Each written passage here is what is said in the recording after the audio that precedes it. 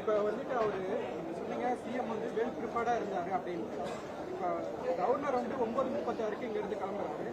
10:02 வந்துட்டு கவர்னர் ஆபீஸ்ல இருந்து ஸ்டேட்மெண்ட் டீடைல்டா வந்து 13 பாயிண்ட் போட்டு வித்தின் 15 மினிட்ஸ்ல ஆன் த வேல வந்துட்டு அவரு வெல் ப்ரிப்பேர்டா வந்தாரு. இல்ல ஆன் த வேல அவர் ப்ரிப்பேர் பண்ணி நீங்க வந்து ஆளுநர் உரை அப்படிங்கறது அனுப்பப்படுகின்ற பொழுது அவர் அதுக்கான அப்ஜெக்ஷன்ஸ் ரைஸ் பண்ணிருக்காரு. ஹி ஹஸ் நோட்டீஸ்ட் என்னென்னவெல்லாம் டிஸ்கிரிபன்சிஸ் இருக்குங்கறத அவர் ஏற்கனவே நோட் பண்ணி வச்சிட்டாரு. Not as it is not about the well preparedness. It is about the observation about the speech that has been prepared by the government. அதனால these are all the things. ஏன்னா ஆளுநர் உரைங்கிறது முன்னாடியே அவர் கொடுக்கப்பட்டிருக்கும். அதில் இருக்கிறது எல்லாத்தையுமே அவர் எழுதி வச்சிட்டு தான் இருப்பாரு. அதனால the incident had happened, then immediately the Lok Bhavan has released that. Mic ஆளுநர் பேசும்போது மைக் துண்டிக்கப்பட்டதா இல்ல துண்டிக்கப்படலையா? அரசு இல்லங்க இல்ல அவர் பேசுகின்ற பொழுது அவர் பேச ஆரம்பிச்சு அவரோட வார்த்தை முடிச்சோன்னா மைக் ஆஃப் ஆனோன்னா அவர் உட்கார்ந்துட்டாரு. அதுக்கு பின்பாக நம்ம பேரவைத் தலைவர் அவர்கள் ஒரு விஷயத்தை சொல்றாரு. இந்த மாதிரி கான்ஸ்டிடியூஷன் படி நாங்க வந்து இதை பண்றோம், எங்களோட கஸ்டமரி ரைட் அப்படிங்கறதெல்லாம் சொல்றாரு.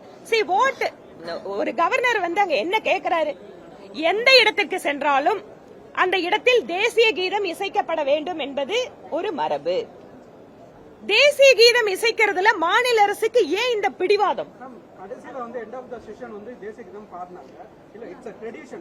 பிஜேபி ஏற்கனவே வந்து இருக்கு. நான் என்ன சொல்றேன், ட்ரெடிஷனை வந்து ஏடிஎம்கே பீரியட்ல வந்து இந்த பிராக்டிஸ் தான் இருந்திருக்கு. கரெக்ட் ட்ரெடிஷன் போது அவுக்கன் இல்ல நான் என்ன சொல்றேன், tradition which is breaking some of the constitutional norms na we can accept it.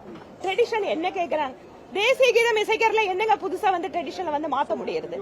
Tamil தாய் வாழ்த்தும் தேசிய கீதம் ஈக்குவலாக மரியாதை கொடுக்கப்பட வேண்டும்.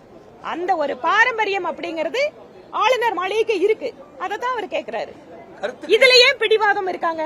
கருத்துக்களை சொல்வதற்கு 234 சட்டமன்ற உறுப்பினர்களுக்கு தான் சட்டப்பேரவையில் அனுமதி இருக்கு, ஆளுநருக்கு அல்ல என்று சபாநாயகர் கூறியிருக்கிறது. அந்த விவகாரத்தை எப்படி பாக்குறீங்க? நீங்க வந்து எக்ஸ்ட்ரானரி சர்க்கம்ஸ்டன்சஸ் அப்படிங்கும் போது அதுக்குள்ள நீங்க ஃபிட் இன் பண்ண முடியாது.